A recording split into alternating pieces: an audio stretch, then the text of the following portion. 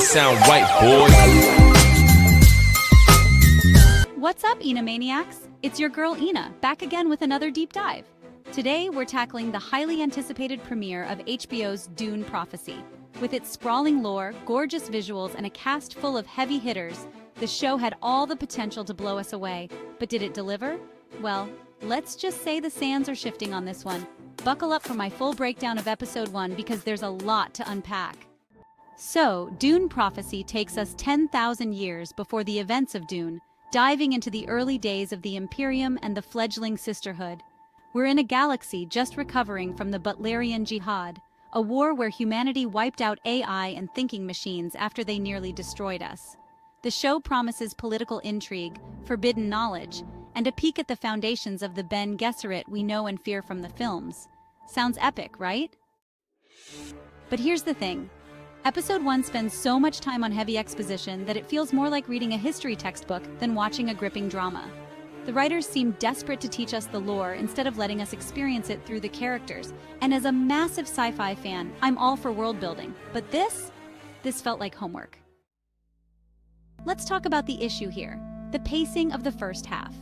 From the jump, we're hit with narration, dramatic time jumps, and characters discussing events and plans we're given no time to care about. It's the classic tell don't show problem.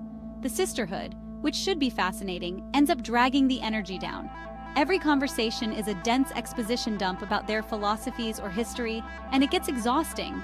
I mean, we're here for political intrigue, not a lecture on how to be a space witch. And let's not ignore the CW vibes creeping into this show. The younger acolytes, while visually stunning, don't feel like real people. It's all brooding stares, whispered lines, and surface-level performances. Where's the depth? Where's the struggle? Give me a reason to care about these characters. But hold on, Enigmaniacs, it's not all bad. The second half of the episode starts to find its footing. When Desmond Hart, played by the always watchable Travis Fimmel, arrives on the Imperial planet, the story finally picks up. Desmond is a war hero returning from Arrakis. And let me tell you, he's giving Ragnar Lothbrok vibes all day long. Sure, Fimmel keeps using that same Viking accent, but his chaotic energy works for the role. One of the most intriguing moments? Desmond's mysterious power. We see this hologram of him kneeling before a sandworm, suggesting that he's been gifted some kind of spice magic. And later, when he uses that power to kill both the young Dukeling Pruitt and Sister Kasha, it's equal parts shocking and grotesque. This is the kind of twisty storytelling I was hoping for from the start.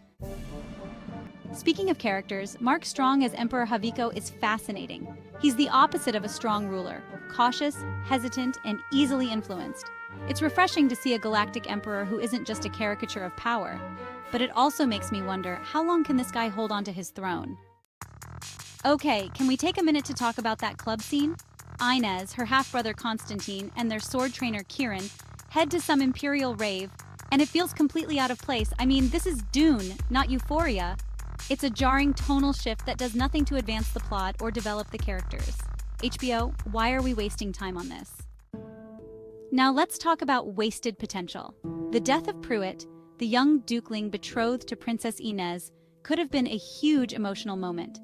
Imagine if the episode had been told from his perspective, introducing us to the Imperial world through his eyes, making us root for him, only to have him brutally killed by Desmond.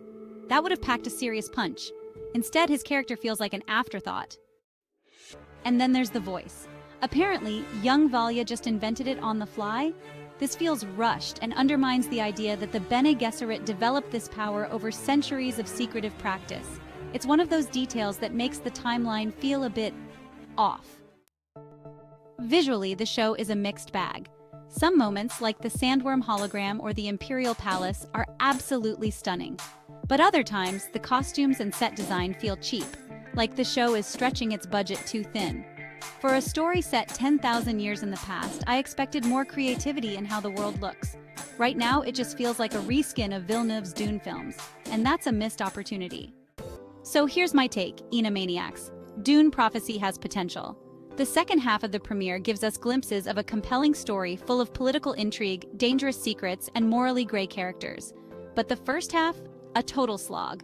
The heavy exposition, uneven pacing, and out-of-place moments like the club scene make it hard to stay engaged. That said, I'm cautiously optimistic. If the writers can tighten up the storytelling and focus on character-driven drama, this could still be an epic sci-fi series. For now, I'm giving episode 1 a 6.5 out of 10. Let's hope episode 2 delivers the spice we've been waiting for.